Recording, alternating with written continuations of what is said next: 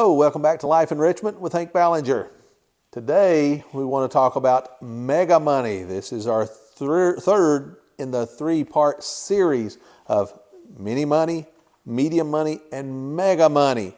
Now, this one is a lot of fun for a lot of people. People like to talk about people who have a lot of money. We like to talk about the rich. They have this, they have yachts, they have big fancy cars, they have jewelry, they have big houses, whatever. But we want to talk about when they're starting out.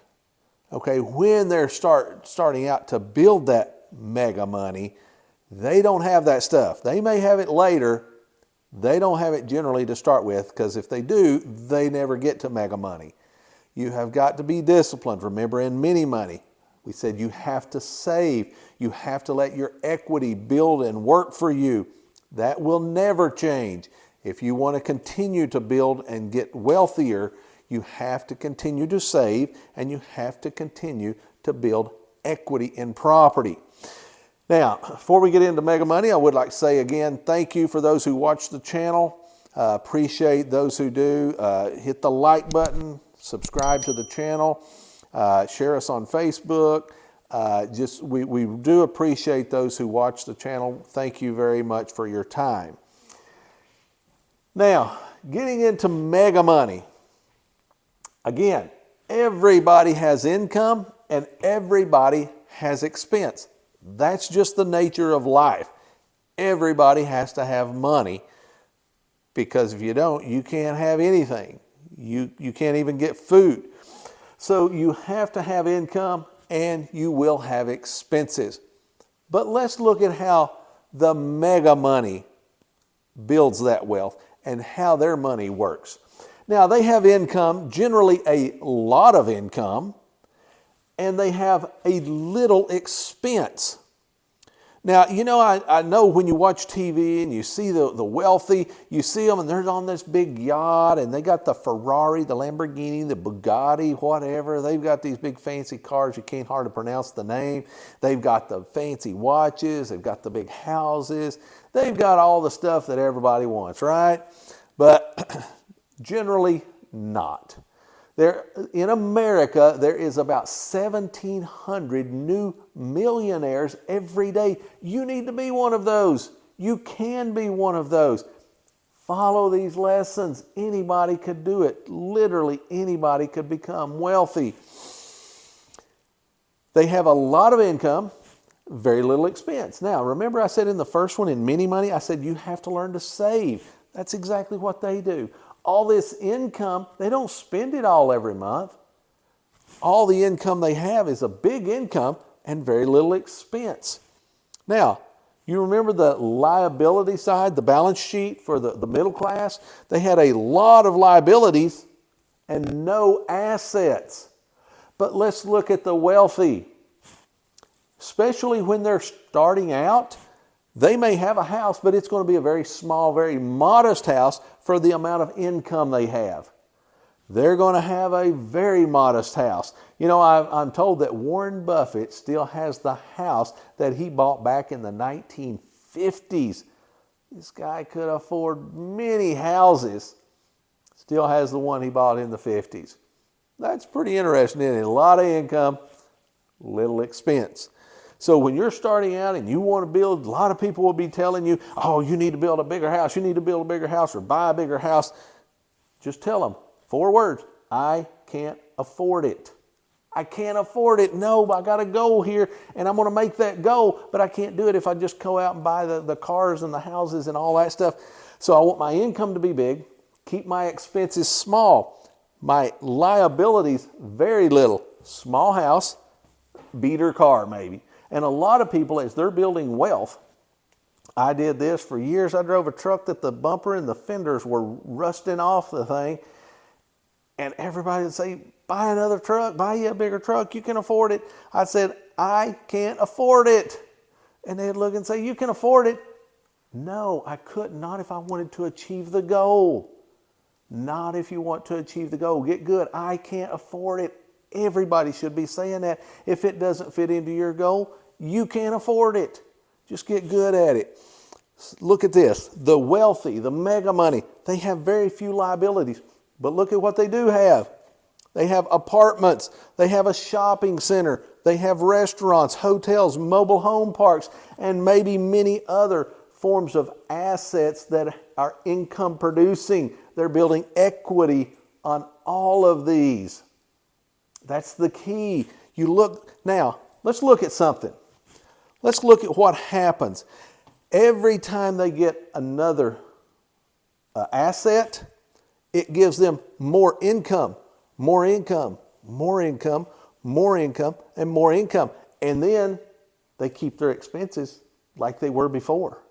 And then, because they have a massive amount of income and very little expenses, keeps the liability side small, they keep more money coming in, they save that money, and then they buy another asset. Now they've got more money and they keep those expenses small. And then they buy another asset which gives them more income and they keep those expenses small. And then they buy another asset which gives them more income and they keep those expenses small.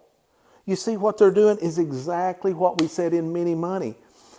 They are saving and investing in income producing property, and they're using equity to build wealth. Use equity from everything, your home, your businesses, everything. Use that equity to buy more property.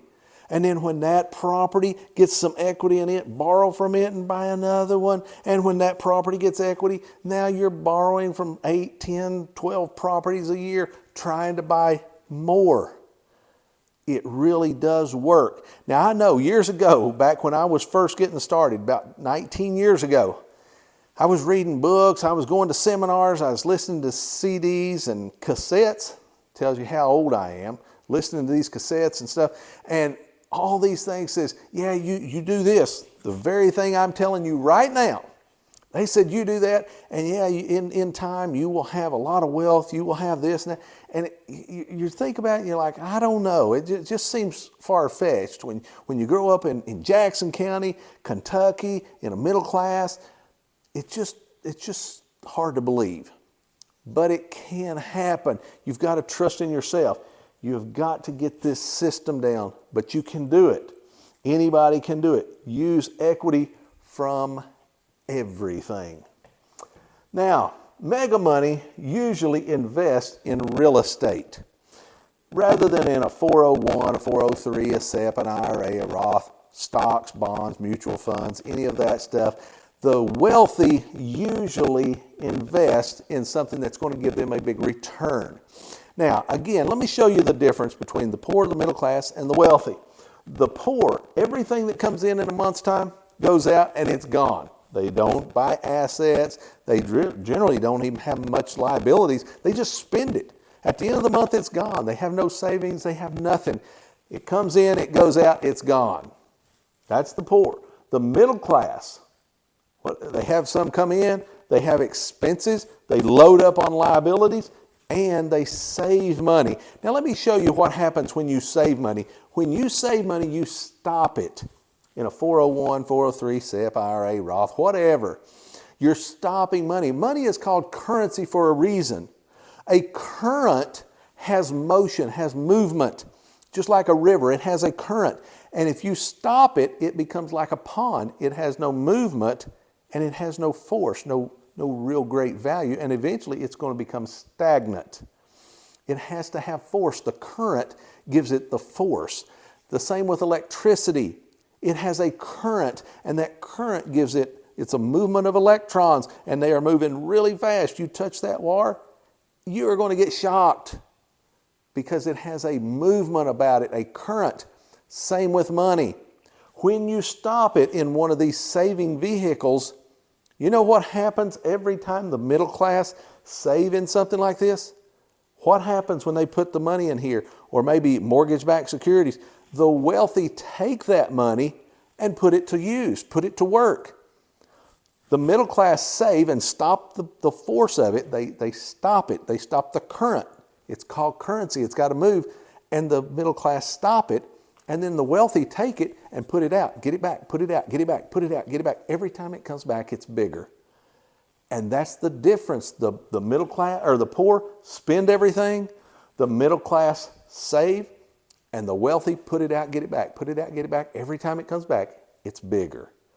They keep it moving and they make money from that. Now, let me show you something else that Mega Money does. They use OPM. Some people call it opium, other people's money. Wealthy people are notorious. They will get investors, somebody that's got a lot of money, but don't really want to have these apartments or these shopping centers or a lot of these assets. Maybe they're getting older and they say, you know what, I've done this and I've built wealth, I've got tons of money, but you know what, I just want to fish all the time, or I just want to go golfing every day. I've built my wealth, but I don't really want to do much, but I do want to return on my money. I'm still wealthy and I want to put it out and I want to get it back with a return. So here's what they do. Those wealthy people will then seek out someone who can spend their money and get a good return themselves and then give them 5, 6, 7%. Now, these are called hard money lenders or angel lenders. Now, you can look these up on your phone. In your area, there are hard money lenders, angel lenders, all over the place. And when you look these up, they're going to want a bigger return than a bank has. Like a bank right now is around 8%. Hard money lender, you may have to pay them 12, 13, 14, 15% on their money. And they're going to want it back in about 6 months to a year. There are some deals that works. You got to learn when those times are. So there are people that have money, and what they want to do is loan that money to other people. Now, if you're trying to build wealth and you need money, you may want to look at that. But be very careful. Remember, these guys, they're not long sharks. They're not going to break your kneecaps if you don't pay them. But what they will do is take the property that you bought. That's the collateral. When you buy that property with their money, if you don't pay them back, they get the property. So you got to be very careful. You don't want to lose that property. You don't want to lose all that equity. So you can use other people's money. Sometimes money partners, sometimes people that have money say, listen, I will give you part of the money or all of the down payment, but I don't want you to just give me money back in a return, an interest. What I want to do, I want to be a partner. I want to get part of the phantom income, the appreciation, the depreciation, the equity. I want that. I want to be part of that.